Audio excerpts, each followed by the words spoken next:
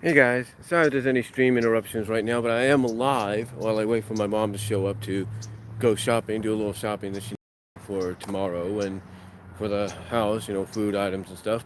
But I wanted to come on here live and do a bit of a follow up on something that everybody's talking about. You know, now last night before I went to bed, of course I did a video real quick. I did a video. Usually I don't do a video with my Canon camera and my mic or connected to it or anything like that unless my mom's not home. But yesterday my mom was home, but she was asleep. But I knew I couldn't contain this news as much as I could, which is why I did the video and uploaded it when I did. And that news, of course, is the fact that in November, well, more importantly, it sounds like May now. I'll get into that in a moment. But in November, a 96-page graphic novel trade paperback crossover is going to be hitting shelves, courtesy of IDW and Hasbro Studios. That, of course, as you can tell by the title of this live stream, is the crossover of Transformers and My Little Pony, Friendship is Magic. Now, the Transformers that we're getting seem to be the cyberverse version of the Transformers. In other words, more along the lines of as I said in the video last night, more of a modern take on Generation 1, which is what I think cyberverse is. It's a more modern take.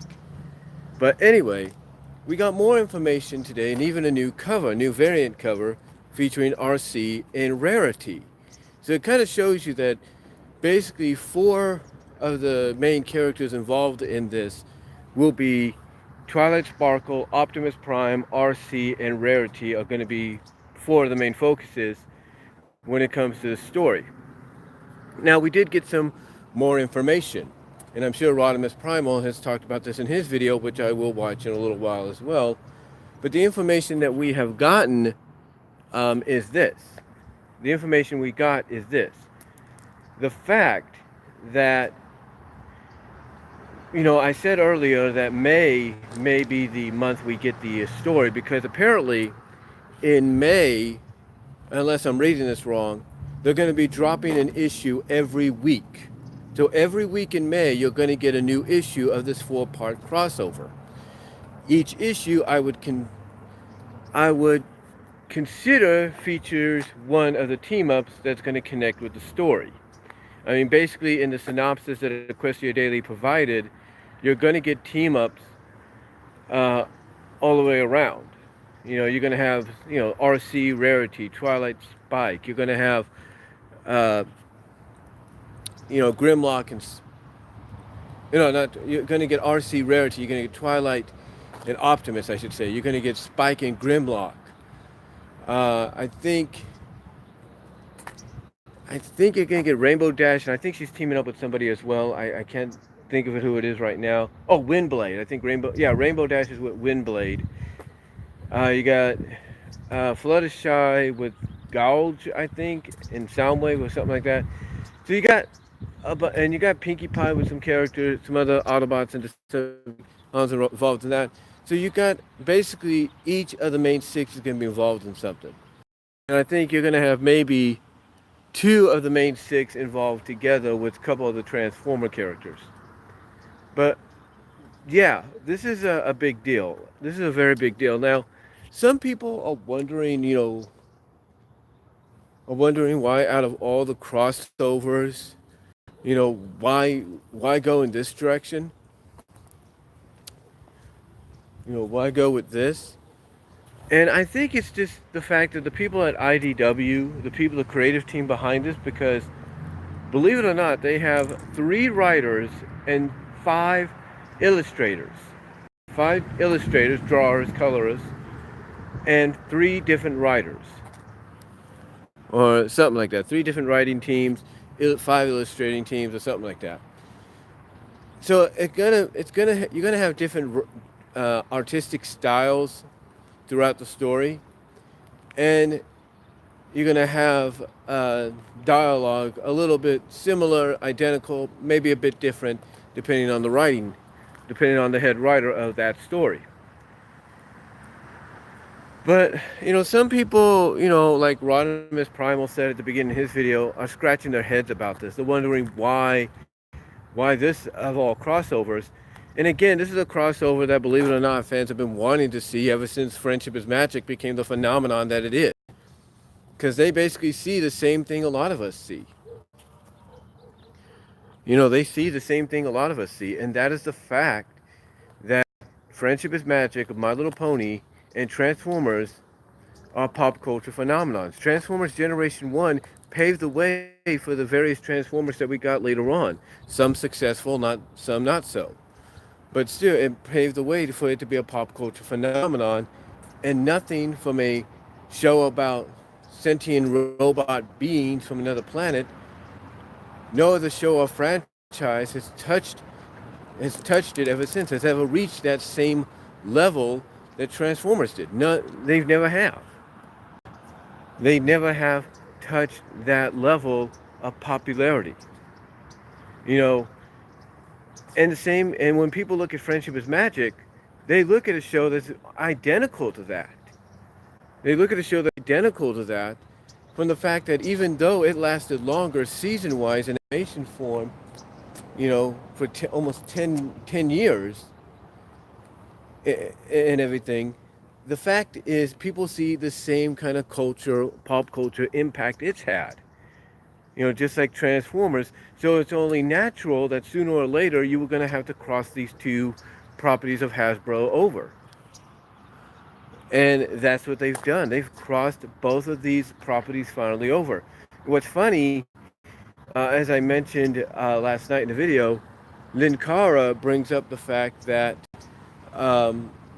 when he did his Revolution I think his Revolution review or something like that, which was the IDW Comics crossover event of all of a majority, I should say, of the Hasbro properties. He mentioned that My Little Pony was one of the properties excluded, but that he could totally see a character like Pinkie Pie fighting alongside a character like Optimus Prime. Little does he know that about a week later, that's pretty much been confirmed now. But it's going to be really interesting the direction they take with this. Like we know Chrysalis, according to the synopsis, is going to be responsible for what happened.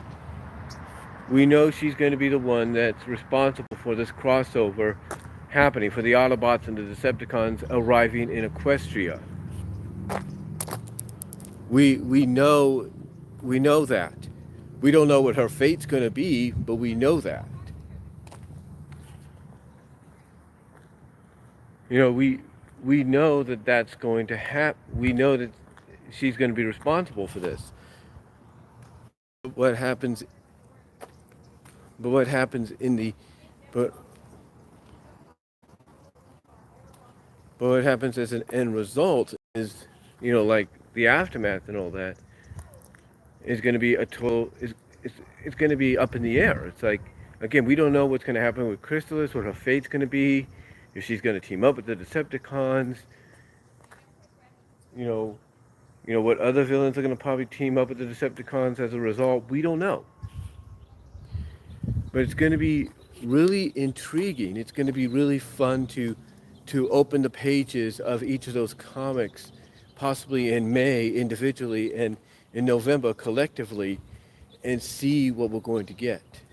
It's going to be really interesting. I mean, I like the fact that one of the covers has the ponies looking at the matrix of leadership. It makes you wonder. It makes you wonder because we know that the matrix, is, the matrix basically gives power and basically, is the connection of deciding who the next prime is.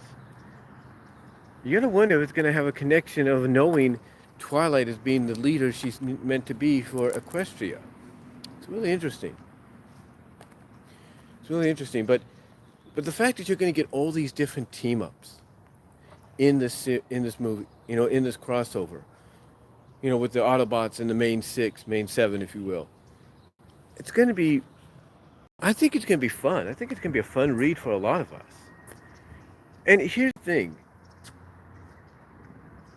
thing. Like I said earlier, people look at the fact that, they don't think something like My Little Pony could cross over with Transformers. It doesn't make sense. But again, like I mentioned, these are two pop culture phenomenons of two different generations. One still going to this day, and one still popular than it's ever been, even after its animated portion's been gone or been, brought to a hold. It really, again, it just really is something that a lot of fans of both properties are going to, I believe, enjoy, and they can understand again the generational similarities. I mean, Transformers, even though it was only around, Generation One wise, was only around for like 4 seasons animation wise, it still continued in Japan with Headmasters, Super Mega Force, and I think that's what it was, and Victory. It still continued on. And then, like I said, you had Beast Machines. Then you had the CGI animes that came over that were some were decent, some were not. And then you had Transformers Prime, which was kind of inspired by the live action films. And then you had the follow up, which was Cyberverse. You had this follow up, which was Cyberverse. You tried RID, which was Robots in Disguise. That wasn't very popular.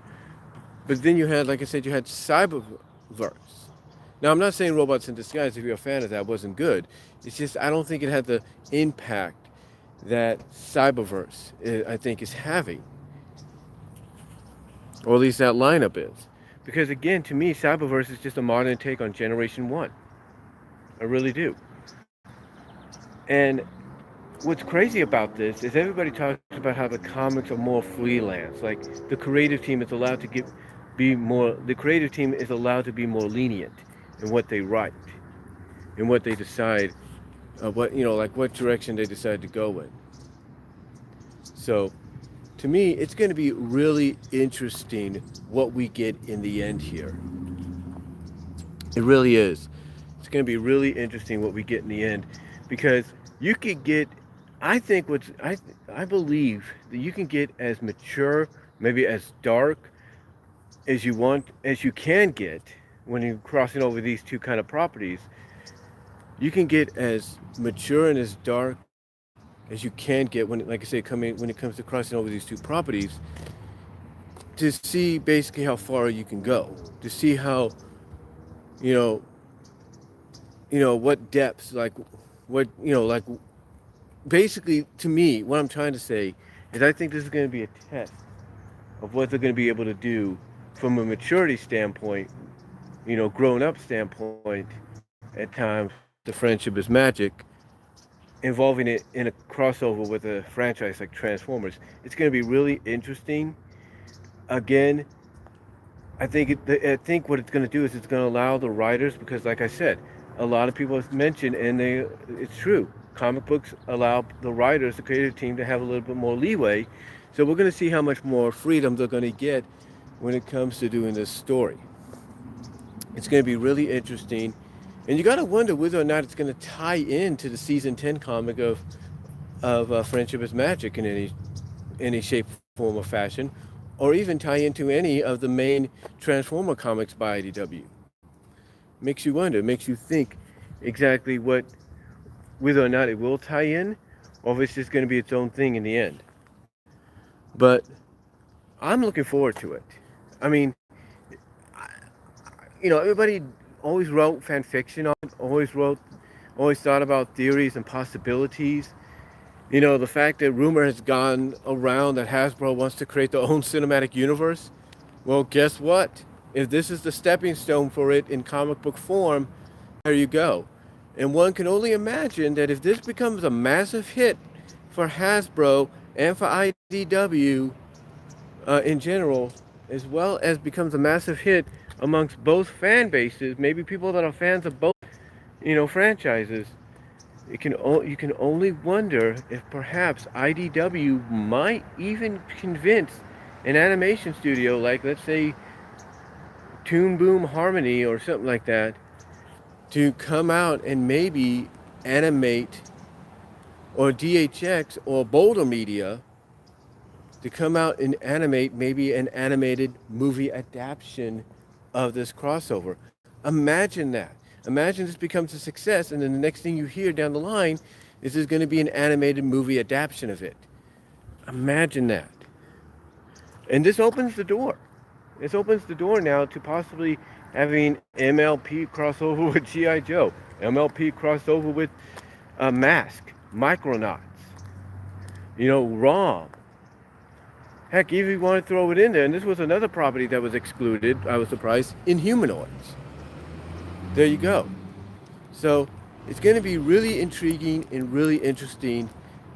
It's going to be, what I'm trying to say is it's going to be really intriguing and really interesting out of what we get when it comes to this crossover, because I can tell you honestly, this is a crossover people are going to enjoy, especially if you've been a fan of both franchises, and if you grew up with both franchises, like I did. I grew up in the 80s with Generation 1 with Transformers. Always been a fan of Transformers my whole life, still am to this day. And the fact that it took me a bit to become a fan, to officially come out and take back what I said in that one video you can find here on my channel, where I said I wouldn't be a brony, and come out about, 6 years later and say I am a brony. I become a part of the fan base. I become part of the community. And because I became obsessed, well, not obsessed, but I became a huge fan of this show, and developed a passion for this show. It's just something that I don't think any of us are going to want to miss out on. And I believe we're going to get something good in the end. I really do. And like I said, it opens the door for other possibilities. And if this is a hint, maybe, of what they think the Hasbro cinematic universe could be like, what a way to kind of give us an idea, maybe an Easter egg and a glimpse of what's to come. So it's going to be really interesting. To me, like I said, it's going to test the waters of how, like how action-packed, how dark maybe they can get, how mature-wise they can get. It's really going to test the level, of how far they can go, like what limitations they will, like what limits they can cross, or what what unlimitations they will be able to have before they get limited, in the end. So really interesting. So I'm just really glad about this. Apparently it will be released in May, in the whole month of May, four issues every week, and then all collected together for a November trade paperback release. I am definitely going to be getting all the issues as well as the trade paperback as well. And you can only wonder if Hasbro is going to come out with maybe some kind of collaboration toy, or whatever you want to call it, fan series toy, and whatever, a collaboration of Transformers and My Little Pony toys to promote this Hasbro getting ready to release Transformer My Little Pony collaborated toys and all that, or figures or collectibles to promote this. But I thought I'd just come on here, guys. Thoughts on it. I'm going to head back in the door to get some stuff ready for me and my mom to shop and buy, and then head home. But thank you all for watching live. Really appreciate it. Let me know what your thoughts are down below in the comment section if you haven't. Sorry about that, guys. But again, like I said, let me know what your thoughts are on the whole situation. What are you looking forward to? What do you think will come out of this crossover, collaboration-wise? How far do you think they'll be able to go with it? And which team up are you looking forward to the most when it comes to the Autobots in the main 7? Let me know down below. Comment if you like. I'd love to hear from each and every one of you. And I'll talk to you later. I got to get into the store, like I said, and get stuff ready for me and my mom to shop with, and then head home afterwards. But let me know what you guys all think down below, and I'm out.